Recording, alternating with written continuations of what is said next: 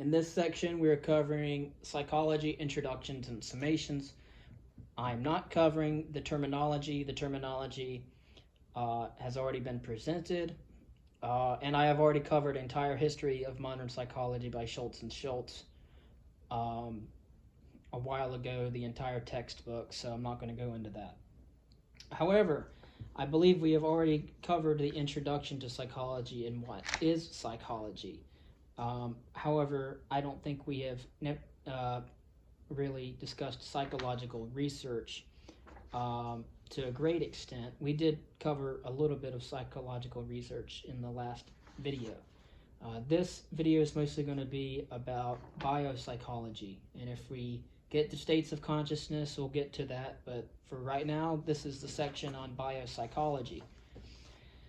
Biological foundations of behavior focuses on how internal physiological processes drive external actions.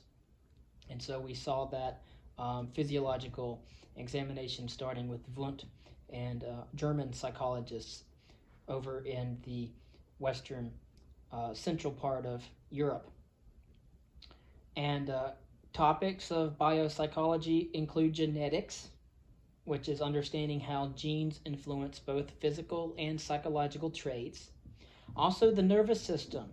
We cannot forget the nervous system in examining the structure and the function of the nervous system, but also how neurons create thoughts and behaviors.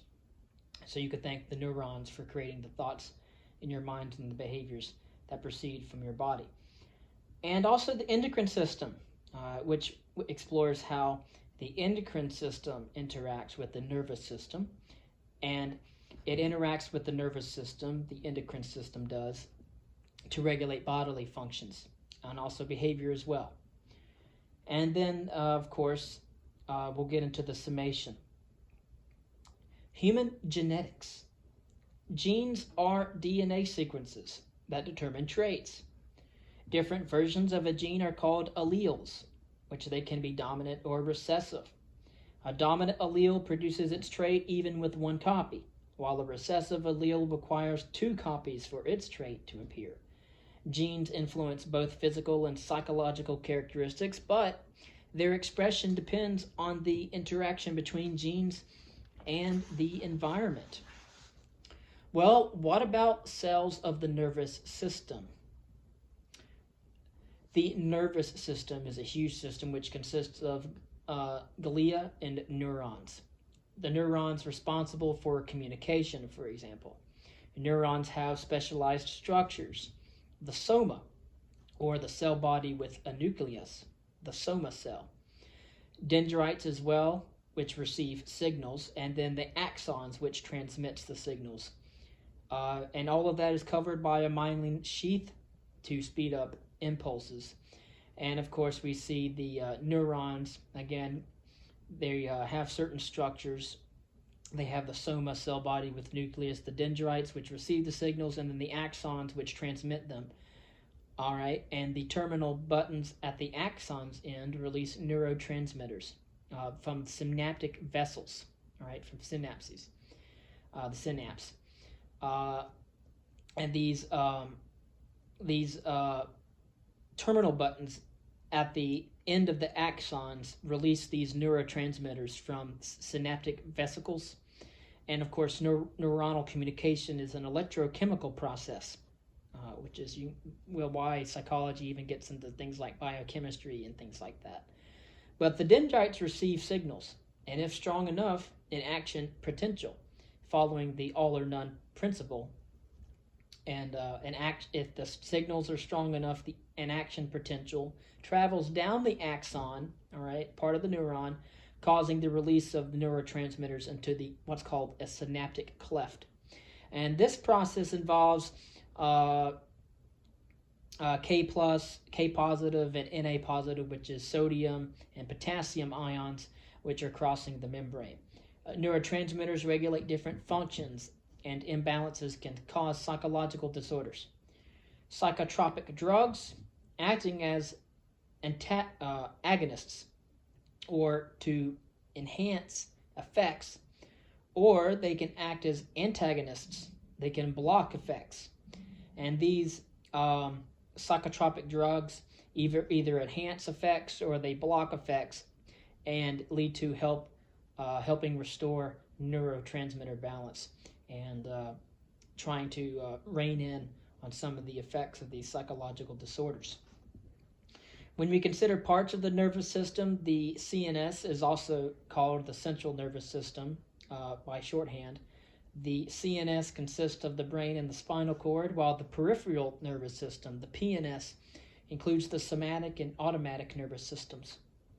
The somatic nervous system, again, part of the central nervous system, transmits sensory and motor signals between the central nervous system and the body. The automatic nervous system controls organs and glands with two divisions. We have sympathetic and parasympathetic. The sympathetic division of the autonomic nervous system prepares the body for flight or fight responses, fight or flight. And the parasympathetic division of the autonomic nervous system promotes relaxation and maintains normal functions. Remember the word para meaning around, okay? Anyways, the brain and the spinal cord. The brain consists of two hemispheres, and each has certain hemispherical differences, and that can be traced, which you've covered earlier. Each hemisphere, however, controls the opposite side of the body. Each hemisphere can be subdivided into different lobes. You have a frontal lobe, the parietal lobe, the temporal, and the occipital. In addition to the lobes of the cerebral cortex, the forebrain includes the thalamus, which acts as a sensory relay, and the limbic system as well, which acts as the place where emotion and memory occurs. The midbrain contains the reticular formation, which is important for sleep and arousal as well, and the substantia nigra and the ventral tegmental areas. Of course, these structures are important for movement, reward, and addictive processes. The hindbrain contains the structures of the brain stem. The brain stem consists of the medulla, the pons, and the midbrain, which control automatic functions like breathing and blood pressure. The hindbrain also contains the cerebellum, which helps to coordinate movement and certain types of memories, because the limbic system acts as a memory circuit. And so the hindbrain often has been studied not only to coordinate movement, but also types of memory, certain types of memories.